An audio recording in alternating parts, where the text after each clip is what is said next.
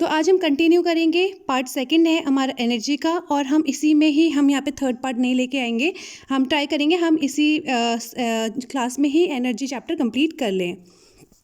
तो make in India, तो made in India जो कैंपेन है गवर्नमेंट का, उसको ऑयल एंड गैस सेक्टर में, ठीक है, रोल आउट करने के लिए गवर्नमेंट ने एक पॉलिसी की शुरुआत करी। उस पॉलिसी को बोला परचेज प्रेफरेंस। ठीक है, तो परचेज प्रेफरेंस की शुरुआत हुई। जितने भी पब्लिक सेक्टर अंडरटेकिंग्स हैं in oil and gas sector, उन सब में इस परचेज जो प्रेफरेंस पॉलिसी है इसकी शुरुआत करी गई।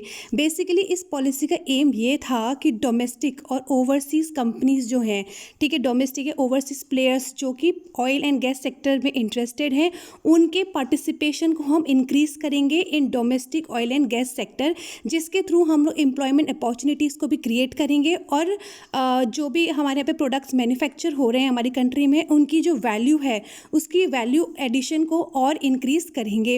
And guys, oil and gas sector से रिलेटेड जो भी सर्विसेज हैं वो हम कम्युनिटी को प्रोवाइड करेंगे। एंड इंडिया का जो भी डिपेंडेंसी है, हमारे जो भी, देखिए आप सभी को पता है कि इंडिया ऑयल काफ़ी ज़्यादा इम्पोर्ट करता है, ठीक है, तो हमारे जो भी डिपेंडेंसी है इन रिस्पेक्ट ऑफ ऑयल या गैस, वो कहीं ना कहीं हम रिड्यूस कर सकते हैं। तो इस जो पॉलिसी है उसका एम हमारा ये रहा है। एंड इसके थ्रू हमने अपना जो मेक इन इंडिया कैंपेन है उसकी भी शुरुआत करी है in oil and gas sector.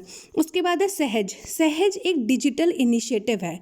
तो डिजिटल इनिशिएटिव है किसका? जो इंडिया की ऑयल मार्केटिंग कंपनीज हैं, यानी कि ऑयल रिलेटेड जो भी कंपनीज हैं, उन्होंने इस डिजिटल इनिशिएटिव की शुरुआत करी है। बेसिकली इसका एम ये है कि इसके थ्रू कंपनीज जो हैं वो ऑनलाइन पेमेंट एक्सेप्ट करते हैं फॉर एलपीजी कनेक्शंस, ठीक है, तो ऑनलाइन पेमेंट करके एलपीजी कनेक्शंस वो रिलीज़ करते हैं। And at the same time इसके थ्रू वो ईएसवी इशू करते हैं अंडर डिजिटल इंडिया इनिशिएटिव। तो बेसिकली जो सहज है ये एक डिजिटल इनिशिएटिव है, जिसको जो डिजिटल इंडिया इनिशिएटिव है उसको प्रमोट करने के लिए, ठीक है, उसको एक सक्सेस बनाने के लिए इसकी शुरुआत करी है। And the facility is now available on pan India basis. तो पहले इसको लिमिटेड बेसिस में इसकी शुरुआत करी थी, लेकिन ये काफ़ी ज़्यादा सक्सेसफुल रहा, इस वजह से इसको पूरे इंडिया में अब इसको अप्लाई कर दिया है। पूरे इंडिया में अब ये अवेलेबल है। एनर्जी सिक्योरिटी, अब देखिए इंडिया में गवर्नमेंट ने बहुत सारी पॉलिसी इनिशिएटिव्स की शुरुआत करी है, सो दैट हमारी जो भी हाइड्रोकार्बन सेक्टर है उसमें अपस्ट्रीम हाइड्रोकार्बन सेक्टर, यानी कि अपस्ट्रीम जो एक्टिविटीज़ होती हैं वो मोस्टली एक्सप्लोरेशन और प्रोडक्शन से रिलेटेड होती हैं। तो हमारा जो हाइड्रोकार्बन सेक्टर है उसकी अपस्ट्रीम एक्टिविटीज़ को बूस्ट करने के लिए, ताकि हमारा जो डोमेस्टिक प्रोडक्शन है ऑयल एंड गैस का वो काफ़ी ज़्यादा ऑगमेंट, यानी कि काफ़ी ज़्यादा इंक्रीज़ हो सके, इस वजह से गवर्नमेंट ने हाइड्रोकार्बन सेक्टर की जो अपस्ट्रीम एक्टिविटीज़ हैं उसको बूस्ट करने के लिए बहुत सारी पॉलिसी इनिशिएटिव्स की शुरुआत करी है। So with the view to increase domestic production of oil and gas, discovered small field की पॉलिसी शुरुआत करी, ठीक है, यानी कि गवर्नमेंट ने एक पॉलिसी की शुरुआत करी जिस पॉलिसी का नाम है डिस्कवर्ड स्मॉल फील्ड। बेसिकली इसको गवर्नमेंट ने नोटिफाई किया ताकि हमारे जो ओएनजीसी और ऑयल इंडिया लिमिटेड हैं उनके जो भी छोटे छोटे स्मॉल फील्ड्स जो ऑलरेडी डिस्कवर्ड है, जिसका अभी तक हमने यूज़ नहीं किया है फॉर प्रोडक्शन, तो वो जो भी डिस्कवर्ड स्मॉल फील्ड जो अभी ऐसे ही आइडियल लाई कर रहा है उसको हम मोनेटाइज कर सकें, ठीक है, और इंडिया का जो भी ऑयल एंड गैस प्रोडक्शन है उसको थोड़ा सा और इंक्रीज कर सकें।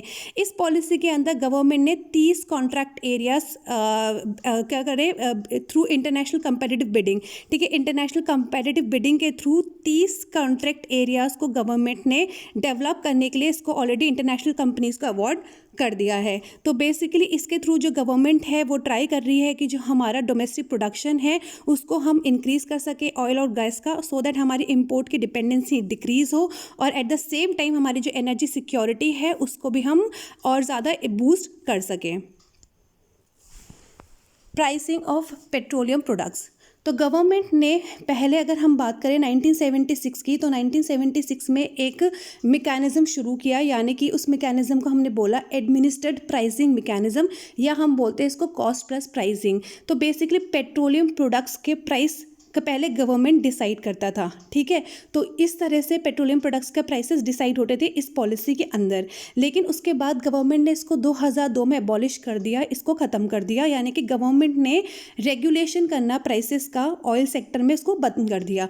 गवर्नमेंट ने एक नई शुरुआत करी, यानी कि गवर्नमेंट ने बोला कि जितने भी पेट्रोलियम प्रोडक्ट्स हैं एक्सेप्ट पीडीएस केरोसिन और डोमेस्टिक एलपीजी जो होती है, इन दोनों के अलावा और बाकी जितने भी पेट्रोलियम प्रोडक्ट्स हैं वो अब उनका जो भी प्राइस होगा वो मार्केट के थ्रू डिटरमाइन करा जाएगा, यानी कि डिमांड एंड सप्लाई फोर्सेस जो हैं उसके थ्रू ऑटोमेटिकली प्रोडक्ट्स जो पेट्रोलियम प्रोडक्ट्स हैं उनके प्राइस डिसाइड हो जाएंगे। अब गवर्नमेंट उनके प्राइसेस को एडमिनिस्टर नहीं करेगा। उसके बाद 2006 में रंगाराजन कमेटी की कुछ रिकमेंडेशंस आई जिसके थ्रू गवर्नमेंट ने प्राइसिंग मैकेनिज्म को चेंज कर दिया।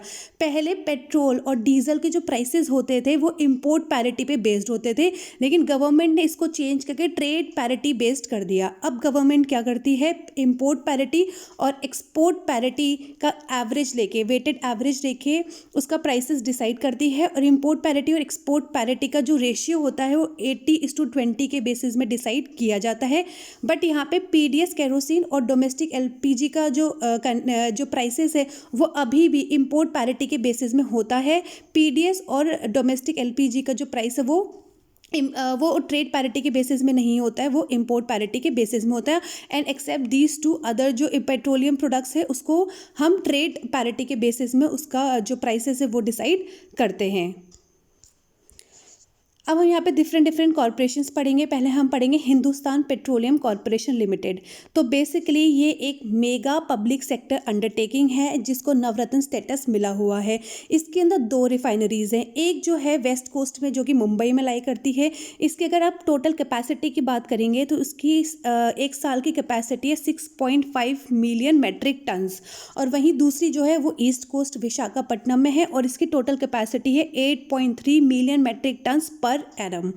These refineries are producing wide variety of petroleum products. ठीक है, पेट्रोलियम प्रोडक्ट्स के अलग अलग वेराइटीज़ यहाँ पे प्रोड्यूस होती है, लुब्रिकेंट्स होते हैं एंड स्पेशलिटी प्रोडक्ट्स भी यहाँ पे प्रोड्यूस होते हैं। नेक्स्ट है Gas Authority of India Limited, जिसको हम गेल भी बोलते हैं, formerly known as Gas Authority of India. इसकी शुरुआत 1984 में हुई थी। एंड अगर हम बात करें तो जो कंपनी है इसकी शुरुआत as a natural gas transmission company हुई थी। पहले इसका जो काम था वो बस गैस को ट्रांसमिशन करना था, लेकिन इसके बाद इसको इंटीग्रेटेड एनर्जी कंपनी बना दिया। अब इसके नेचुरल गैस से रिलेटेड और भी इसके अंदर एक्टिविटीज़ इंक्रीज़ हुई हैं। लाइक गैस का ट्रांसमिशन के अलावा अगर हम बात करें तो गेल के अंदर एक एलएनजी इंपोर्ट इंफ्रास्ट्रक्चर की शुरुआत हुई है। अब इसके अलावा इसके अंदर और भी जो वर्क है, इसकी रिस्पॉन्सिबिलिटीज़ जो हैं वो और ज़्यादा बढ़ गई हैं। जैसा अभी की एरियाज फोकस करता है like city gas distribution, petrochemical business, diversifying into high margin downstream areas in gas value chain. Gas value chain से रिलेटेड डाउनस्ट्रीम एक्टिविटीज़ जो होती है लाइक डिस्ट्रीब्यूशन एंड ट्रांसमिशन, उससे भी रिलेटेड इसकी एक्टिविटीज़ बढ़ गई हैं। इसके अंदर देखिए पाइपलाइंस की शुरुआत हुई है, नेचुरल गैस ट्रंक पाइपलाइंस की शुरुआत हुई है, जिसकी अभी टोटल हम लेंथ की बात करें गैस पाइपलाइन की तो वो है अप्रॉक्सीमेटली 8,700 किलोमीटर्स। उसके बाद है इंडियन ऑयल कॉरपोरेशन लिमिटेड। ठीक है, इंडिया ऑयल कॉरपोरेशन लिमिटेड जो है ये क्या करता है, हमारा जो हाइड्रोकार्बन है, हाइड्रोकार्बन से रिलेटेड जो हमारी टोटल वैल्यू चेन है उसकी पूरी जो रिस्पॉन्सिबिलिटी है वो इंडियन ऑयल कॉरपोरेशन लिमिटेड के अंदर है। यानी कि रिफाइनिंग से रिलेटेड, पाइपलाइन से रिलेटेड, उसका फिर ट्रांसपोर्टेशन और मार्केटिंग जो होती है ऑफ पेट्रोलियम प्रोडक्ट्स, ये सब इंडियन ऑयल कॉरपोरेशन लिमिटेड ही करता है। ठीक है, तो इसका जो वर्क है वो काफ़ी ज़्यादा एक्सपेंडेड है, काफ़ी ज़्यादा वाइड है। Indian oil group of companies own and operate 10 of India's 22 refineries, यानी कि इंडिया की जो 22 रिफाइनरीज़ हैं उनमें से 10 रिफाइनरीज़ जो हैं वो इंडियन ऑयल कॉरपोरेशन के अंदर वर्क होती हैं, जिनकी अगर हम 10 जो कंपनीज़ हैं उसका अगर हम टोटल कैपेसिटी की बात करें तो वो अप्रॉक्सीमेटली है 213.2 million metric tons per annum. Bharat Petroleum Corporation Limited, ये एक इंटीग्रेटेड ऑयल कंपनी है इन डाउनस्ट्रीम सेक्टर, यानी कि ये भी डिस्ट्रीब्यूशन से रिलेटेड है। ठीक है, ये क्या करता है, जो क्रूड ऑयल है उसकी रिफाइनिंग से रिलेटेड उस जो पेट्रोलियम प्रोडक्ट्स है उसका मार्केटिंग भी करता है। तो यानी कि रिफाइनिंग एंड मार्केटिंग इसका काम है। It is only related to downstream sector. It has also diversified into production and marketing of petrochemical feedstock. लेकिन पेट्रोकेमिकल फीडस्टॉक की बात करें तो पेट्रोकेमिकल में ये प्रोडक्शन एक्टिविटीज़ भी करता है, at the same time marketing भी करता है। इसके अंदर रिफाइनरीज़ हैं, एक तो मुंबई में है, दूसरी कोची में है। जिन दोनों की अगर हम कैपेसिटी मिलाएं तो ये अप्रॉक्सीमेटली है 21.5 million metric ton per annum. Oil and Natural Gas Corporation Limited, जिसको हम ONGC भी बोलते हैं, इसका काम है क्रूड ऑयल, नेचुरल गैस या उनसे रिलेटेड जो भी वैल्यू एडेड प्रोडक्ट्स हैं उनका एक्सप्लोरेशन करना है और एट द सेम टाइम उनका प्रोडक्शन करना है। इसकी शुरुआत 1993 में हुई थी थ्रू कंपनीज एक्ट 1956। उसके बाद इसको एक्ट ऑफ पार्लियामेंट यानी कि पार्लियामेंट के एक्ट के थ्रू पब्लिक लिमिटेड कंपनी इसको बना दिया गया था इन द ईयर 1993। फिर है भारत पेट्रो रिसोर्सेज लिमिटेड। इसकी शुरुआत 2006 में हुई थी and it is होल्ली owned subsidiary and exploration arm of Bharat Petroleum Corporation limited. BPCL का ये एक सब्सिडरी कंपनी है जिसकी शुरुआत 2006 में हुई थी। अगर BPCL की बात करें तो BPCL मिड स्ट्रीम और डाउन स्ट्रीम सेगमेंट से रिलेटेड है। वहीं अगर हम भारत पेट्रो रिसोर्सेज लिमिटेड से बात करें तो ये अपस्ट्रीम एक्टिविटीज से रिलेटेड है, both in India and overseas, यानी कि इंडिया में भी और विदेशों में भी जो भी अपस्ट्रीम एक्टिविटीज़ है लाइक एक्सप्लोरेशन करना वो BPRL करता है। वहीं अगर BPCL की बात करें तो वो प्रोडक्शन एंड डिस्ट्रीब्यूशन करता है, that is mid stream and down stream segment से रिलेटेड है। ये एक इसका यहाँ पे स्मॉल डिफरेंस है। ऑयल इंडिया लिमिटेड, तो ये गवर्नमेंट ऑफ इंडिया का एंटरप्राइज है। इसका काम है एक्सप्लोरेशन करना, प्रोडक्शन करना और फिर क्रूड ऑयल और नेचुरल गैस जो होता है उसका ट्रांसपोर्टेशन करना। ठीक है, 1959 में बेसिकली इसको एक काम दिया गया, एक रिस्पॉन्सिबिलिटी दी गई, वो ये थी कि असम में 2 नई ऑयल फील्ड्स डिस्कवर करी गई थी, दैट इज़ नहर काटिया एंड मोरन। तो ये दोनों जो ऑयल फील्ड्स हैं इनको एक्सपैंड और ज़्यादा डेवलप करने की जो रिस्पॉन्सिबिलिटी है वो ऑयल इंडिया लिमिटेड को दी गई इन ईयर 1959। फिर है ONGC विदेश लिमिटेड। अब विदेश है तो बेसिकली ये आउटसाइड इंडिया से रिलेटेड होगी। ठीक है, तो इसका काम जो है वो ये है कि इंडिया के बाहर विदेशों में, ठीक है, विदेश शहरों में जो भी ऑयल और गैस फील्ड्स हैं उनका एक्सप्लोर करना है और दूसरा वहाँ पे प्रोडक्शन करना है। ठीक है, OVL जो है इसको हाइड्रोकार्बन लिमिटेड इनकॉर्पोरेट किया था 1965 में। बेसिकली इसका काम था कि इंटरनेशनल एक्सप्लोरेशन करना है और इससे रिलेटेड जो प्रोडक्शन है उसको एक्सपैंड करना है। उसके बाद इसको ONGC विदेश लिमिटेड बनाया गया इन द ईयर 1989। तो उसकी शुरुआत ऐसे OVL हुई थी 1965, उसके बाद ONGC विदेश लिमिटेड इसको बोला गया 1989 से। इसके अंदर देखिए 10 प्रोजेक्ट्स हैं। ठीक है, ये 10 प्रोजेक्ट्स रन कर रहा है 8 अलग अलग देशों में, जैसे रशिया है, सीरिया है, वियतनाम है, कोलंबिया है, सूडान है, साउथ सूडान में है, उसके बाद वेनेजुएला में एंड ब्राज़ील में है। तो ये 10 प्रोजेक्ट्स हैं in 8 different countries. New and renewable energy, तो ministry of new and renewable energy जो है ये हमारी नोडल मिनिस्ट्री यानी कि मेन मिनिस्ट्री है जो कि new and renewable energy sector से रिलेटेड है। न्यू एंड रेन्यूएबल एनर्जी का जो भी पॉलिसी इम्प्लीकेशंस है या जो भी प्रोग्राम्स है वो कौन फैसिलिटेट करता है, वो ministry of new and renewable energy ministry उसका देखती है। अब देखिए over the period of time जब हमारे कन्वेंशनल सोर्स ऑफ एनर्जी या नॉन रिन्यूएबल एनर्जी जो है लाइक फॉसिल फ्यूल्स, इनका जो आपको पता है कि देखिए इनका जो रिजर्व्स है वो बहुत लिमिटेड है, लेकिन हमारी एनर्जी के demands over the period of time काफ़ी ज़्यादा इंक्रीज़ हो गई है एंड काफ़ी ज़्यादा आप देखेंगे कि कितनी ज़्यादा ग्लोबल वार्मिंग हो रही है। कहीं ना कहीं उसका रीज़न जो है वो हमारे फॉसिल फ्यूल्स भी हैं।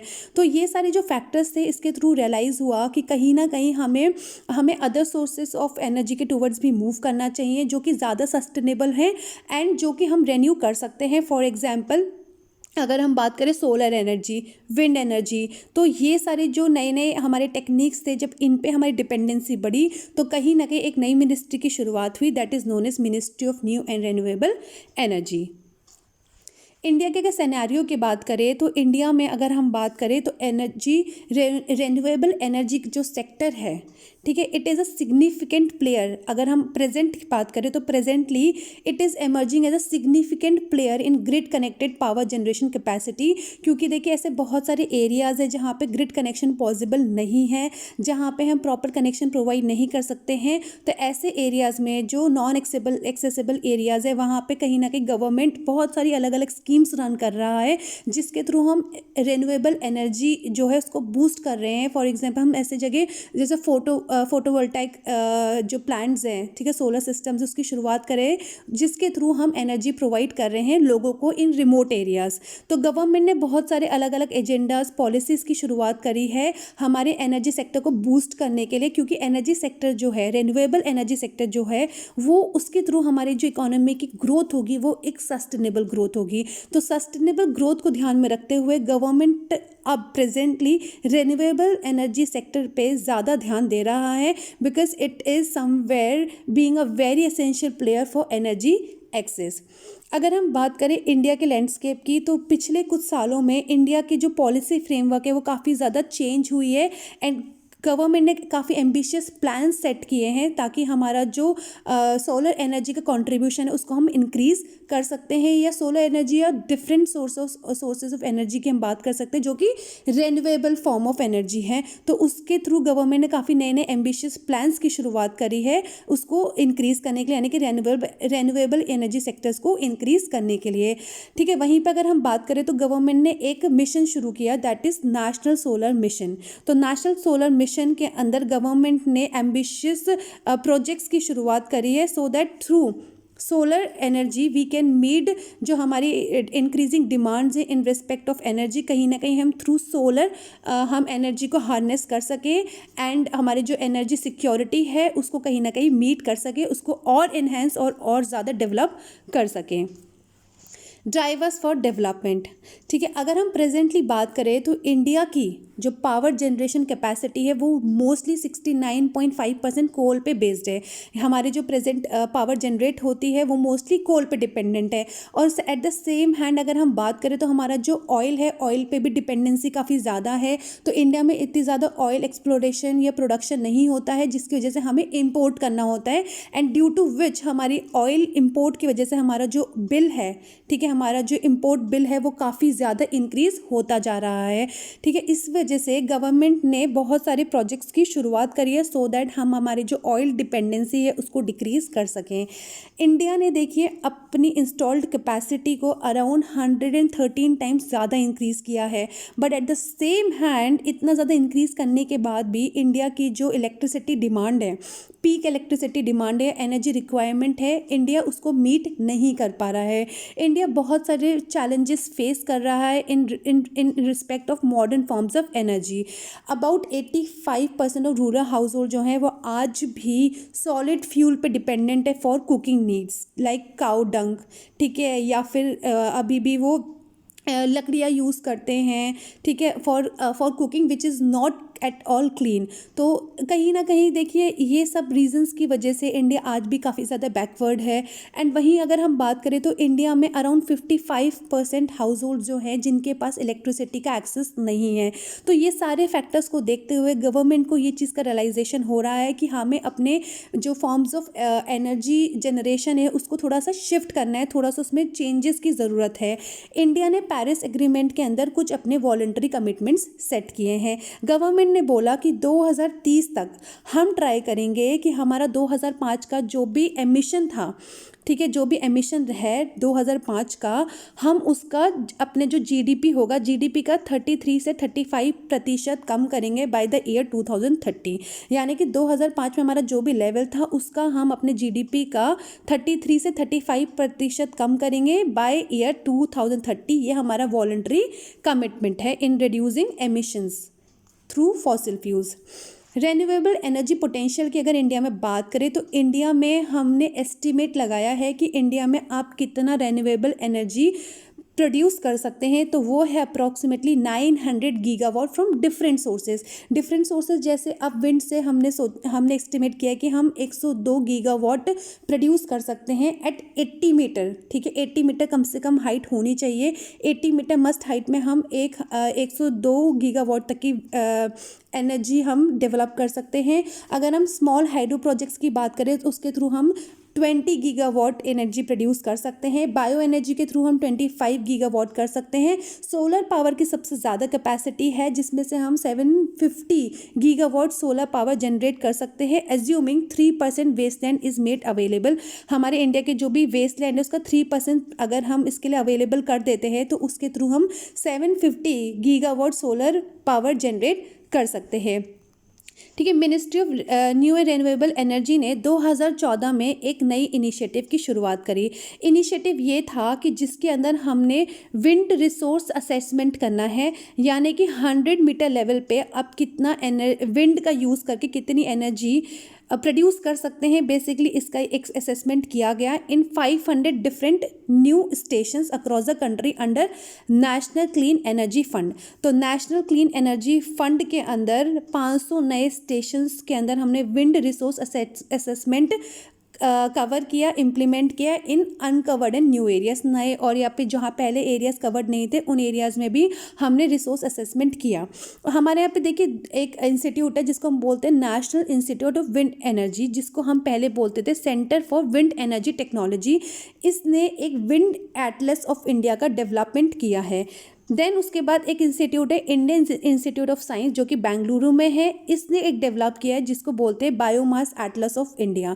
तो बायोमास एटलस ऑफ इंडिया किसने डेवलप किया है? Indian institute of science. उसके बाद विंड एटलस ऑफ इंडिया जो है उसको किसने प्रोड्यूस किया है? National institute of wind energy.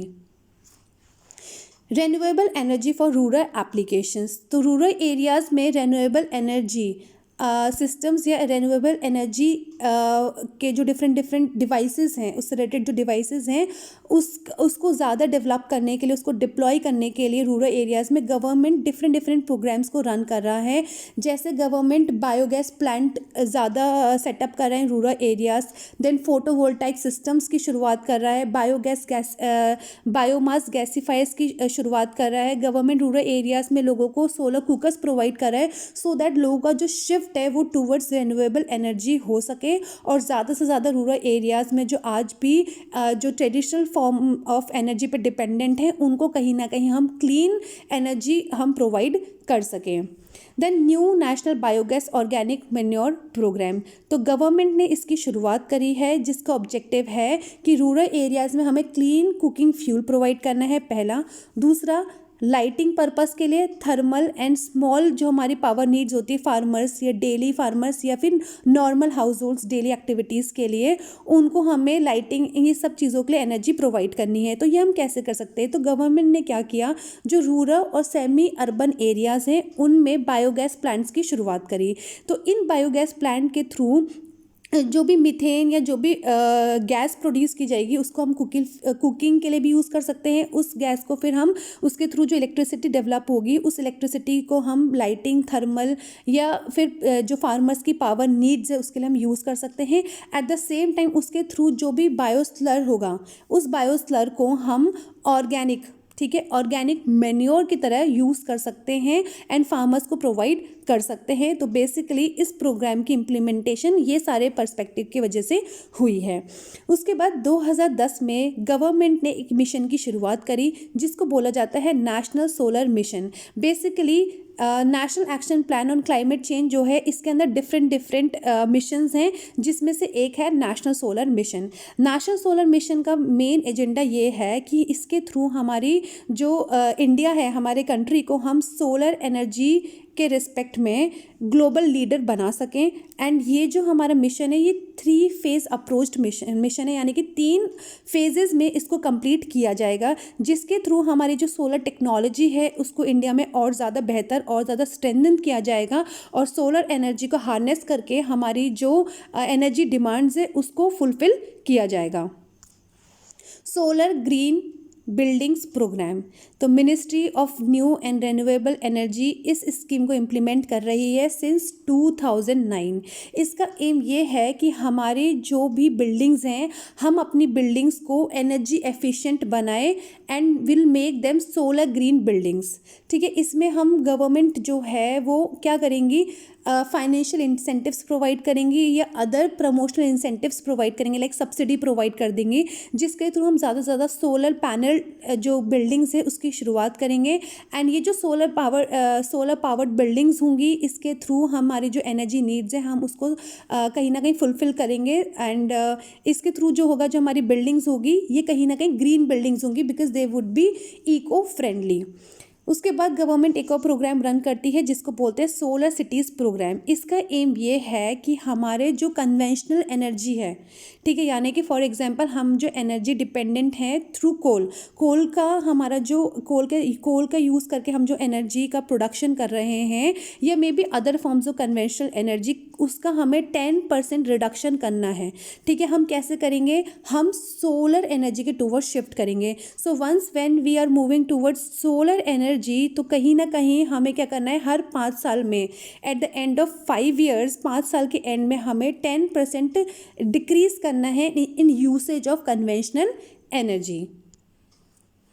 Coal, ministry of coal जो है उसकी ओवरऑल रिस्पॉन्सिबिलिटी है in respect of coal related field. तो कोल रिलेटेड जो भी एक्टिविटीज़ होती हैं, जो भी पॉलिसीज़ होती हैं, कोल के अलग अलग जो रिजर्व्स है, लिग्नाइट जो रिजर्व्स है, उनका किस तरह से एक्सप्लोरेशन होना है, किस तरह से उनका डेवलपमेंट होना है, डिफरेंट जो प्रोजेक्ट्स का सैंक्शन होना होता है, ये सारे ही जो रिस्पॉन्सिबिलिटीज़ है वो मिनिस्ट्री ऑफ कोल के अंदर हैं।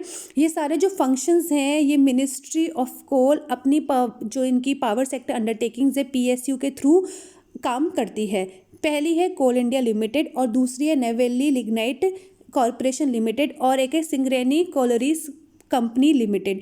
ये बेसिकली जो है ये एक जॉइंट सेक्टर अंडरटेकिंग है। जॉइंट सेक्टर अंडरटेकिंग किसकी है, गवर्नमेंट ऑफ तेलंगाना की, जिसमें इसका 51% इक्विटी है और इसमें गवर्नमेंट ऑफ इंडिया की 49% इक्विटी है। कोल रिजर्व्स की अगर हम बात करें तो जियोलॉजिकल सर्वे ऑफ इंडिया के हिसाब से इंडिया में 319.020 billion tons of coal reserves हैं इन डिफरेंट स्टेट्स, जैसे Jharkhand, mainly Jharkhand, Odisha, Chhattisgarh, West Bengal, Madhya Pradesh, Telangana and Maharashtra में ये हमारे कोल रिजर्व स्प्रेड हैं। लिग्नाइट रिजर्व्स की बात करेंगे तो इंडिया में अगर हम लिग्नाइट रिजर्व्स देखें तो जियोलॉजिकल सर्वे ऑफ इंडिया के हिसाब से इंडिया में approximately 45.66 billion turns lignite reserves available हैं। और मेजर इसका जो डिपोजिशन है, मेजर जो रिजर्व्स हैं, ये कहाँ पे लोकेटेड है, Tamil Nadu, then followed by Rajasthan, Gujarat, Kerala, West Bengal, union territories of Jammu and Kashmir and Puducherry.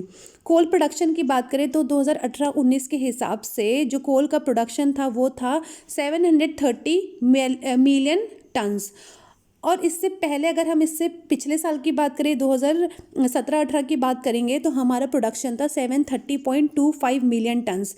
तो कहीं ना कहीं हमारा जो ग्रोथ हुई है इस सेक्टर में वो अप्रॉक्सीमेटली 8.1% की ग्रोथ देखने को मिली है।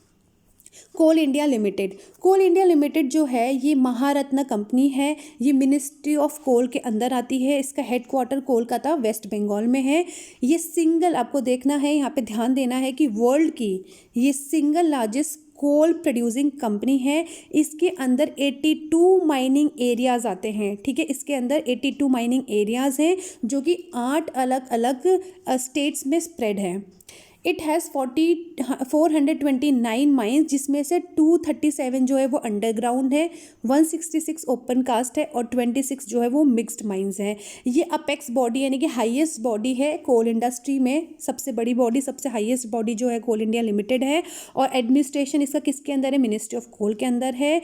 और कोल इंडिया जो है इसके अंदर, ठीक है, इसके अंदर 7 wholly owned coal producing subsidiary companies हैं। ठीक है, तो यानी कि Coal India Limited 7 subsidiary companies को भी चलाता है और साथ ही साथ एक माइन प्लानिंग और कंसल्टेंसी कंपनी को भी रन करता है।